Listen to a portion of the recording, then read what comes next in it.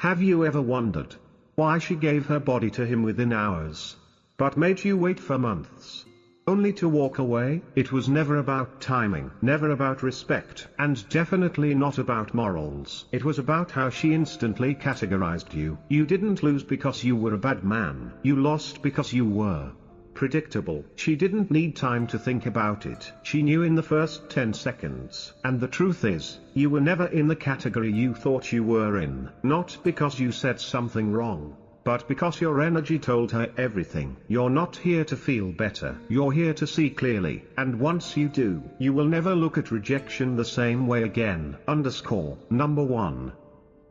She makes her decision in 10 seconds. No deep conversation required. No romantic dates needed. She reads you the moment you enter the room. Before you even speak, your energy tells her everything. And in those few seconds, she puts you into one of 3 categories.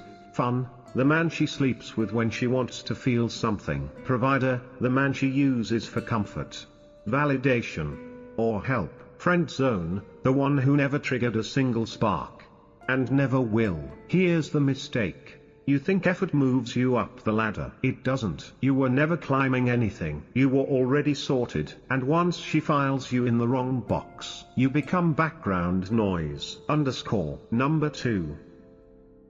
The 3 male categories. Let's break them down. The fun guy, he's bold, playful, magnetic. He doesn't play it safe. He doesn't try to impress. He just is. She sleeps with him and doesn't even regret it, because it felt right, even if it made no sense. The husband material guy, calm, responsible, but often boring. She might see a future, but she doesn't feel fire. She calls him sweet, but never fantasizes about him. She makes him wait, not out of respect, but because she can. There's no urgency. The emotional mule, the helper. He listens, supports, pays, fixes. He gets appreciation, but never passion. He's told everything, but never touched. If she sleeps with someone else while venting to you, now you know why. Number 3.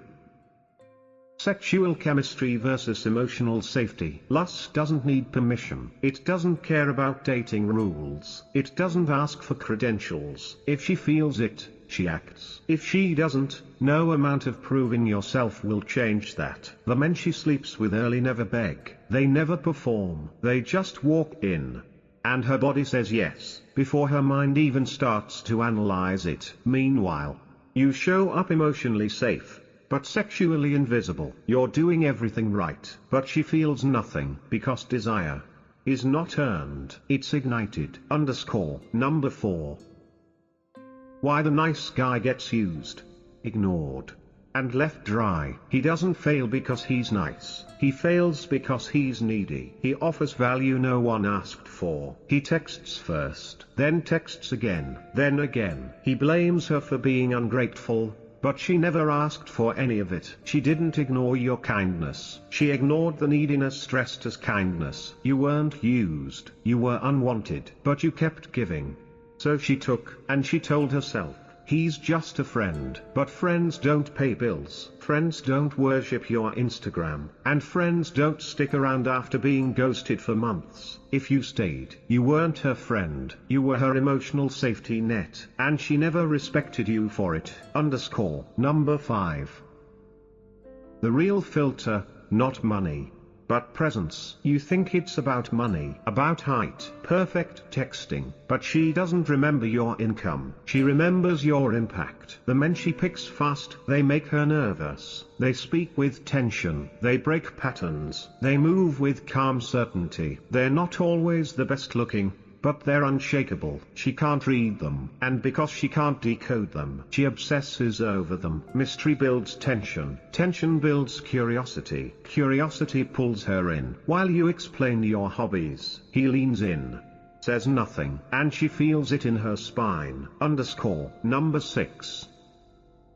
How your money, messages, and compliments hurt you. If she doesn't want you yet, stop giving. The more you give, the less she wants. Compliment too early, she rolls her eyes. Pay too soon, she labels you provider. Text too much, You make her the center of your world. Generosity only fuels desire if it's already present. Without it, your gifts feel like bribes. She doesn't crave a transaction, she surrenders to risk. Number 7. Stoic seduction. The art of not needing. Flirting isn't about jokes or clever lines, it's energy, playful tension. With calm detachment, speak slowly, pause often, hold eye contact, say less. You flirt not to win, but to test. If she leans in, you reward. If she pulls back, you fall away.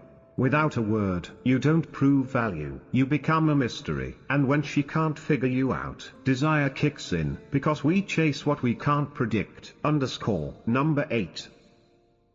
Energy comes before effort. Never invest in someone who hasn't already felt your gravity. You don't create attraction through giving. You create it through impact. Let her feel your presence. Before you offer your time, let her want you. Before you open your heart, let her chase. Before you spend a single thing, you are not here to audition. You are the prize. Act like it. Final reframe. Stop chasing connection. Start creating gravity. You weren't rejected because you weren't good enough. You were rejected because your frequency never moved her. He didn't win because he tried. He won because he existed in a deeper frame. He didn't chase, he radiated. And she fell into his field. Your issue isn't effort, it's vibration. You broadcast need. He broadcast power. Change your energy, and her response will change with it. No amount of logic can override this law. So stop impressing people who already felt nothing. Stop chasing women who categorized you before you even spoke. And start creating a presence so strong that your silence speaks louder than any compliment ever could. She doesn't choose based on what you offer. She chooses based on what she feels. Make her feel, or be forgotten.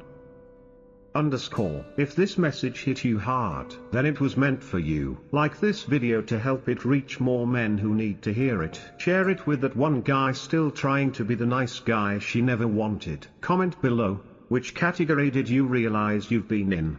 And what are you changing now? And don't forget to subscribe for more truths that nobody else dares to speak. Together, we're building a generation of men who are awake, grounded, and unfakeable.